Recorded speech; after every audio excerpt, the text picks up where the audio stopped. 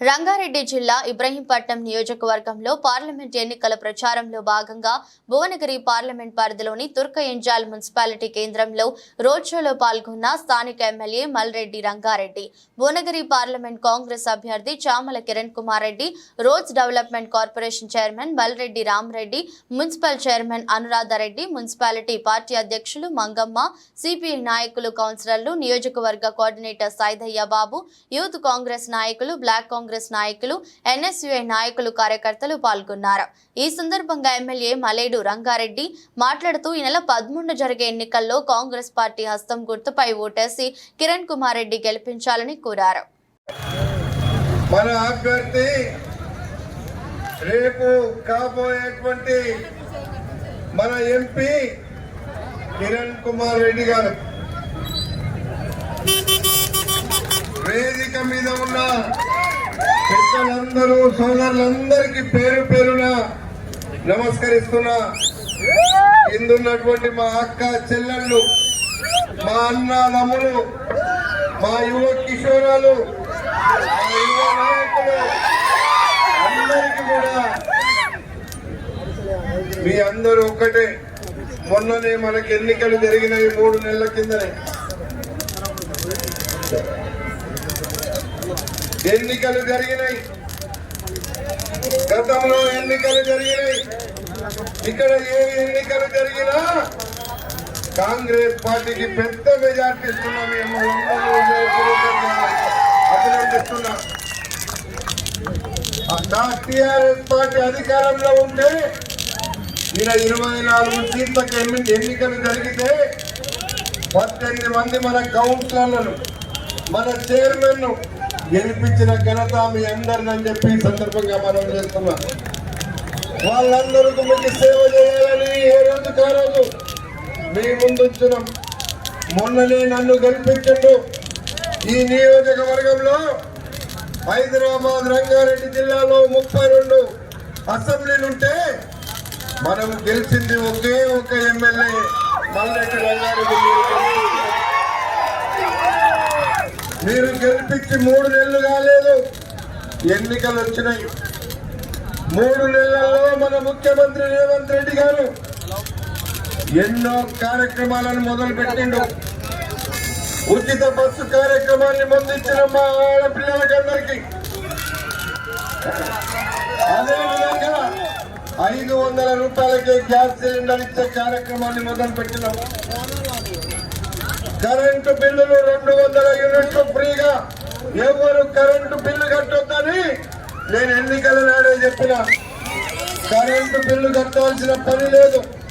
మీకు ఎన్నికల కోడ్ వచ్చినందువల్ల కొంతమందికి ఇంకా ఎవరు అడుగుతున్నట్టున్నారు కరెంటు బిల్లు ఎవరన్నా అడిగితే 1 రూపాయి మీరు కట్టాల్సిన పని లేదని చెప్పి ఈ సందర్భంగా మనవి చేస్తున్నాం. కరెంటు బిల్లే కాదు, దవాఖానకు పోతే 10 లక్షల రూపాయలు ఖర్చు పెట్టే బాధ్యత మేము తీసుకున్నాం. అదేవిధంగా రేషన్ కార్డు లేని మా తల్లులకు, ప్రతి ఇంటికి ఒక తల్లికి 3, 4 పిల్లలున్నా పెళ్ళై ఉంటే వాళ్ళందరికీ కూడా పింఛన్ ఇచ్చి అందరూ కూడా రేషన్ కార్డులు ఇచ్చే బాధ్యత నాది అని చెప్పి సందర్భంగా మనం చేస్తున్నాం. ఎవరైతే నిరుపేదలు ఉన్నారో వాళ్ళ ఇల్లు కట్టించే బాధ్యత నేను తీసుకుంటా. నాతో పాటుగా మన సోదరుడు కిరణ్ కుమార్ రెడ్డి రేపు ఎంపీగా కాబోతున్నాడు. అదేవిధంగా మీకు 6 పథకాలు అమలు చేసే కార్యక్రమాన్ని మొదలు పెట్టినాం. కానీ 3 నెలల సమయంలోనే మనం ఇన్ని ఎన్నికలు వచ్చినాయి. మొదలు పెట్టింది ఇంకా మీ చేతికి అందనట్టు ఫలితాలు రాలేదనిపిస్తుంది మీకు. కానీ అవి ఇచ్చే బాధ్యత నాది అని చెప్పి సందర్భంగా మీకు మనవి చేస్తున్నా. మన తుర్కయంజాలకు వచ్చినా, ఏ మున్సిపాలిటీకి వచ్చినా మోరీల సమస్య, రోడ్ల సమస్య, మీకుండేటువంటి సమస్యలు గడిచిన 10 సంవత్సరాల నుంచి 15 సంవత్సరాల నుంచి ఇక్కడ నేను ఎమ్మెల్యేగా లేను. నేను ఎమ్మెల్యేగా ఉన్నప్పుడు తుర్కయంజాల కానీ, రాజన్నగూడ కానీ, ఇంజాపూర్ కానీ, తొర్రూరు కానీ, కోయన కానీ, కమ్మగూడ కానీ, ఇక్కడ ఉన్నటువంటి గ్రామ పంచాయతీలన్నీ ఆదర్శ గ్రామాలు. ఇప్పుడు అధ్వాన్నమైన గ్రామాలుగా మారినాయి. అయినా మొన్న మన చైర్మన్ మన కౌన్సిలర్లను గెలిపించిన తర్వాత 500 కోట్ల రూపాయలు ఈయన మున్సిపాలిటీకి ఇస్తే తప్ప ఈ మున్సిపాలిటీ ప్రజలకు వసతులు కలగాయని ప్రయత్నం చేస్తే ఈ దుర్మార్గుడు ఈ గుండుగాడు 500 కోట్ల రూపాయలు వచ్చే డబ్బులను రాకుండా చేసిన దుర్మార్గుడు. ఇప్పుడు మన ప్రభుత్వం వచ్చింది, రేవంత్ రెడ్డి ముఖ్యమంత్రి ఉన్నాడు. ఆ 500 కోట్ల మున్సిపాలిటీకి తెచ్చే బాధ్యత మన కిరణ్ కుమార్ రెడ్డి ఎంపీగా తీసుకుంటాడు. అది నేను మీకు హామీ ఇస్తున్నా అని చెప్పి సందర్భంగా మనం చేస్తున్నాం. 500 కోట్ల రూపాయలు మున్సిపాలిటీకి వస్తే అద్దంలాగా హైదరాబాద్ నగరానికి ఎట్లన్ని హంగులు ఉన్నాయో అన్ని హంగులు చేసే బాధ్యత నాది అని చెప్పి సందర్భంగా మనం చేస్తున్నాం. ఇక్కడ కావాల్సింది అభివృద్ధి, ఇక్కడ కావాల్సింది అవినీతి కాదు. ఇక్కడ కావాల్సింది మన కాంగ్రెస్ ప్రభుత్వం రేవంత్ రెడ్డి నాయకత్వంలో మీ ఎమ్మెల్యేగా నేను మీకు ఎంపీ గారు కిరణ్ కుమార్ రెడ్డి రాబోతున్నాడు కాబట్టి ఈ ప్రాంతాన్ని అభివృద్ధి చేసే బాధ్యత నాదే అని చెప్పి సందర్భంగా మనం చేస్తున్నాం.